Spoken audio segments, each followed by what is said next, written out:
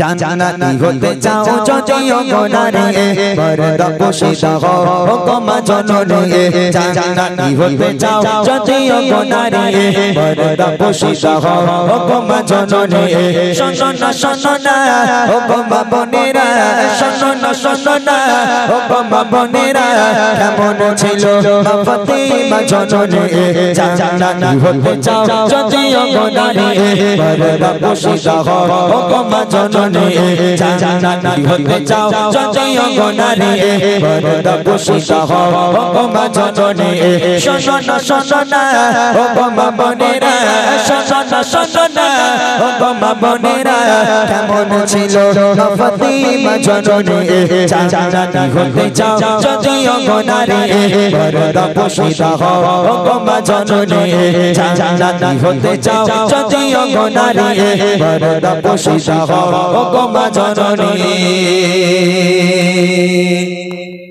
অনেক বোনেরা আছে যারা পর্দা করে, অনেক বোনেরা আছে যারা নিকাব করে হিজাব পরে বোরকা পরে তারা কলেজে যায় স্কুলে যায়, আবার অনেক বোনেরা আছে যাদের পর্দা লাগে না। নবীর বেটি ফাতেমার একটা মাত্র বোরখা, একটা সারা জীবন নবীর বেটি ফাতেমা একটা বোরকা পরেছে, তাও ছেঁড়া ফাটা বোরকা, চতুর্দিকে তাবলি মারা, এরকম বোরকা পরে নবীর বেটি ফাতেমা সারা জীবন কাটালো।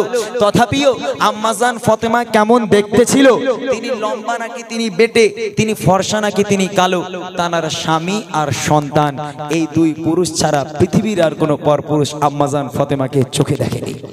তাহলে সেই ফাতেমা জান্নাতের রানী হবে নাকি ছকিনাপুর মেয়ে হবে? রাগ করবেন না যেন। নবীর মেয়ে ফাতেমা তিনি ফর্সা নাকি কালো, তিনি লম্বা নাকি বেটে, কেউ দেখতে পায়নি তার স্বামী আর সন্তান ছাড়া। আহা হা। আর আমার ঘরের ফাতেমার বাপ বলছে, খোকি তোমার বাপ নামাজ পড়ে, তোমার মা নামাজ পড়ে, তোমার বোরকা পরে কলেজে যেতে হবে। আমার ঘরের মেয়েদের বাবারে বাবা, এখানকার মেয়েদের কথা আমি বলি না, আমাদের শহরের এলাকার দিকে একটু মেয়েরা মায়ের কাছে গিয়ে ওর গুজর গুজর করে, তোমার স্বামীর একটু বোঝাতে পারো না, তোমার স্বামী বোঝে ওসব কিছু। বলে কেন না, কি হয়েছে? বলে তোমার স্বামী বলতে বোরকা পরে কলেজ যেতে, বোরকা পরে কেউ কলেজ যায়? সব কত সুন্দর সুন্দর জিন্সের প্যান্ট পরে, কেউ টপ পরে, কেউ ফেলাজু কলজের মাথা হ্যান তানিটা সেটা কি কমলে সব পরে যায়, আর তোমার স্বামী খালি বলে বোরকা পরে যা, বোঝে কি জীবনে কলেজে গেছে? আহা হা। বাপ বলছে মা তুমি কলেজে পড়ো আর না পড়ো বোরকা পরে যেতে হবে। বাপের চাপে বোরকা পরেছে বটে, তবে বোরকার হাতা একদম পুরো একটু বড় হয়, আঙুল পর্যন্ত হাতা হয়, আর একদম পায়ের পাতা পর্যন্ত ঝুল, তাই না? তো এই বোরকা মোটামুটি হাতা ফাতা তুলে কুনি পর্যন্ত তুলেছে। আর বান্ধবীরা জিজ্ঞেস করে, হ্যাঁ এই কুনি পর্যন্ত হাতা তুলেছিস কেন রে? বলে বল আল্লাহ পাক সাদা চামড়া দিয়েছে, কি জন্য? বল যদি লোক না দেখে ভালো লাগে, বল কত ছেলেরা আসবে কলেজে, যদি আমার সাদা চামড়া না দেখে কেউ তাকাবে আমার দিকে? রাগ করবেন না, বাস্তব কথা বলছি, আমি তো কলেজে পড়েছি, আমিও জানি বিষয়টা, তাই না? তো আম্মাজান ফাতেমা তিনি কেমন নারী ছিল, যে নারী আজকের একটা বোরকা পরে সারা জীবন কাটালো। তথাপিও আম্মাজান ফাতেমা তিনি লম্বা নাকি তিনি বেটে, তিনি ফর্সা নাকি তিনি কালো, তার স্বামী আর সন্তান এই দুই পুরুষ ছাড়া পৃথিবীর কোনো পরপুরুষ আম্মাজান ফাতেমাকে চোখে দেখেনি, তাই তিনি জান্নাতি রানী। তাই কবি লিখছে, জান্নাতি রানী হলো কেমন করে তালিদে বাবর কাশে পরে তো গায়ে, জান্নাতি রানী হলো কেমন করে তালিদে বাবর কাশে পরে তো গায়ে, দেখে কেমন ছিল ফর্সা কালো ছিল, দেখে কেমন ছিল ফর্সা কালো ছিল, স্বামী সন্তান ছাড়া কেউ তো দেখেনি, জান্নাতি হতে চাও যদিও গোনারে পর্দা পোশিদা হও গো মা জননী, জান্নাতি হতে চাও যদিও গোনারে পর্দা পোশিদা হও গো মা জননী। শোনো না ও গো মা বোনেরা, শোনো না ও গো মা বোনেরা কেমন ছিল মা ফাতিমা জননী, জান্নাতি হতে চাও যদিও গোনারে পর্দা পোশিদা হও গো মা জননী, জান্নাতি হতে চাও যদিও গোনারে পর্দা পোশিদা হও গো মা জননী। প্রথম নাম্বার গেল বোরখা, এইবার দ্বিতীয় নাম্বার আছে স্বামীর খিদমত। মাশাআল্লাহ, এখানে ভাই তোমার বউ আছে? ভাই আছে, বলো সত্যি কথা বলো, আছে? সেবা টেবা করে? তুমি মৌলী সাহেব মানুষ, তোমার তো করবেই, না করলে আর হাদিস শুনতে তো বলে দেখো জাহান্নামী হয়ে যাবে। মৌলী সাহেব লোক, এখন আম লোক তো বলতে পারবে না, এই দেখো তুমি কিন্তু জাহান্নামে চলে যাবে। তখন বউ উল্টো এই দেখো তুমি কোন মাদ্রাসায় পড়ে লেগো, বলে মাদ্রাসায় পড়িনি, লোকের মুখে শুনেছি। বলে আগে পড়বে তারপর বলবে, উল্টো পাল্টা কথা বলো কেন? আরে লোক তো মলি সাহেব লোক গেছে। বলে এই দেখো, যদি স্বামীর খিদমত না করতে বলে জাহান্নামী হয়ে যাবে। তখন বউ বলবে না, আমার স্বামী মলি সাহেব লোক, এখন ঠিক কথাই বলেছে, তাই না? তো মা ফাতেমা কেমন স্বামীর খিদমত করতো, আর আমার ঘরের এই মায়েরা কেমন স্বামীর খিদমত করে, দুটোর মধ্যে পার্থক্য দেখেন। কবি লিখছে, গরিবে দুঃখে ছিল হযরত আলী, পারতো না কিনে দিতে নতুন শাড়ি। গরিবে দুঃখে ছিল হযরত আলী, পারতো না কিনে দিতে নতুন শাড়ি। বাবা মা ফাতেমা করতো না বঞ্চনা, বাবা মা ফাতেমা করতো না বঞ্চনা।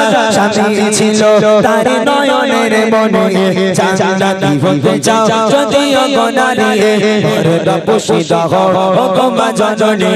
জান্নাতি হতে চাও যদিও গো নারী, পর্দা পোশিদা হও গো মা জননী। শোনো না শোনো না ও গো মা বোনেরা, শোনো না শোনো না ও গো মা বোনেরা, কেমন ছিল মা ফাতেমা জননী। জান্নাতি হতে চাও যদিও গো নারী, পর্দা পোশিদা হও গো মা জননী। জান্নাতি হতে চাও যদিও গো নারী, পর্দা পোশিদা হও গো মা জননী।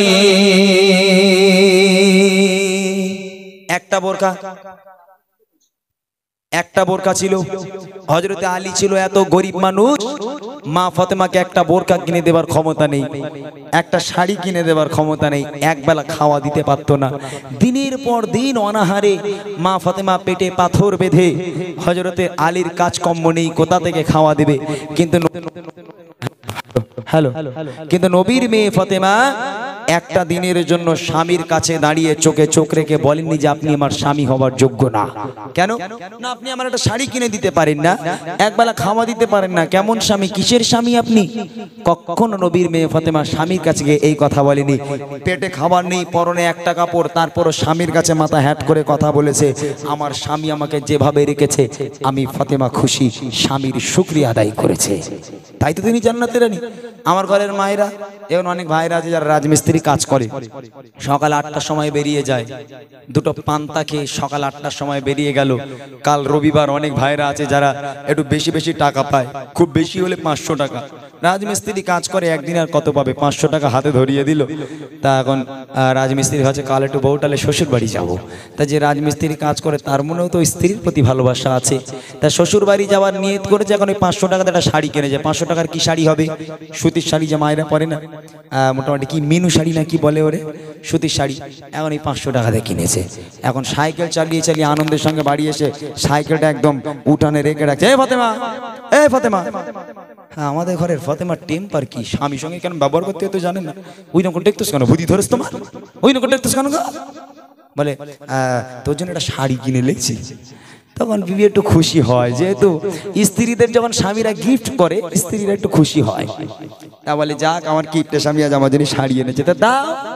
তা শাড়িটা নিল, নিয়ে ভালো করে উল্টে পাল্টে ভালো করে দেখে চোখগুলো রসগোল্লার মতন করে স্বামীর দিকে আগে। বলে এটা শাড়ি। বলে কেন, কি হয়েছে? বলে মানসি পরে। বলে কি হয়েছে তো বল। বলে আমার বাপ মা যে তোমার কি দেখে বেঁধেলো আমি জানি না, তোমার মতন ওলাউটারে কেউ বে করে? তোমার মতন মানুষ কেউ বে করে? আরে কি হয়েছে তো বল, কি হয়েছে বল। বলে অমুক পাড়ার অমুকের বউ কত দামি দামি শাড়ি পরে, একটু ওইরকম স্বামী হতে পারো না? তোমার ছোট বার বউ, ছোট ভাই ছোট বার বউরে কত দামি দামি শাড়ি দেয়, তোমার চোখে না বা হয়েছে, টের পাও না? হ্যাঁ, আর তুমি কালকে বাপের বাড়ি যাবো, তুমি শাড়ি এনেছো, তোমার মরা বাপের দিব্যি কত লেছে বলো? বলে 500 টাকার কাজ করেছি, বিড়ি খাবার টাকার কিনে সপ্তাহের জন্য শাড়ি এনেছি।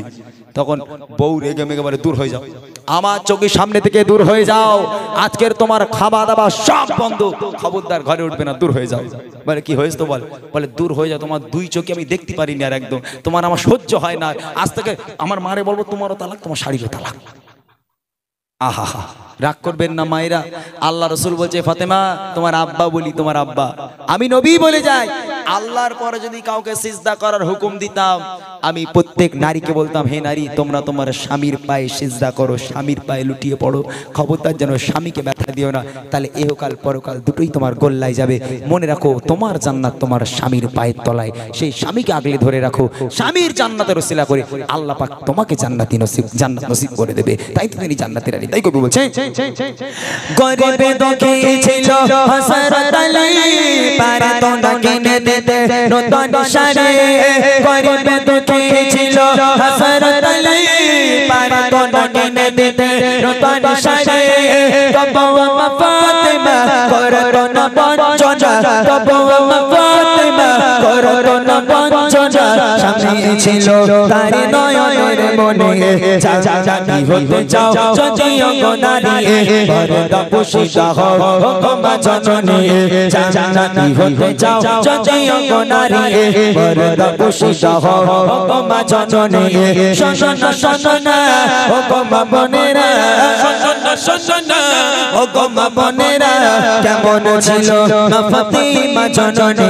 জানি হতে চাও যদিও গো নারী, পোশিদা হও গো মা জননী।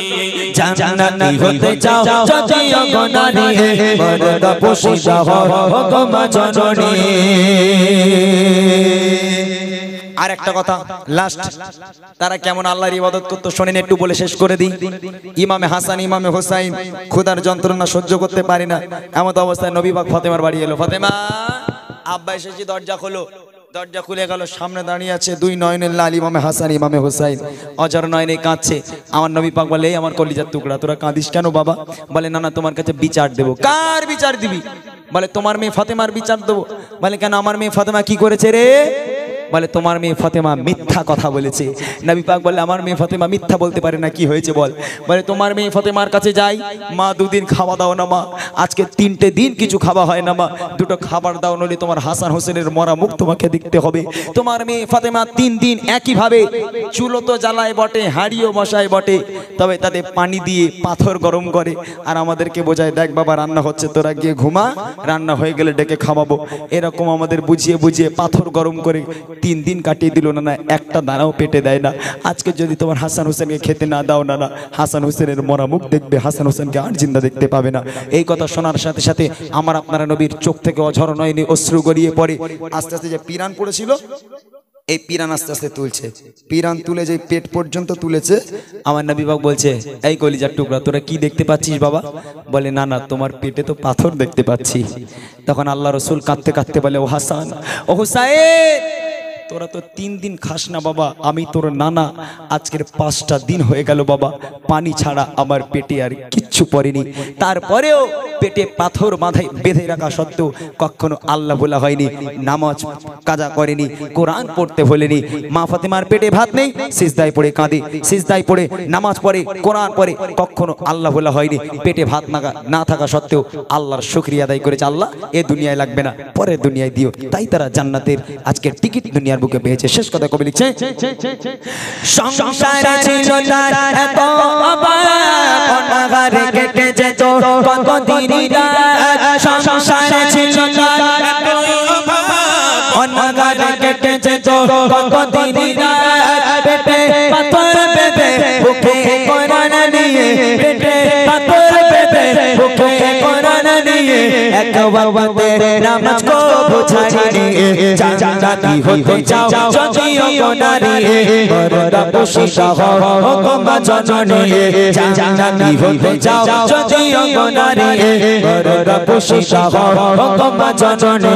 শোনো না শোনো না ও গো মা বোনেরা, শোনো না শোনো না ও গো মা বোনেরা, কেমন ছিল মা ফাতিমা জননী। জান্নাতি হতে চাও যদিও গো নারী, পর্দা পোশিদা হও গো মা জননী। জান্নাতি হতে চাও যদিও গো নারী, পর্দা পোশিদা হও গো মা জননী। জান্নাতি হতে চাও যদিও গো নারী,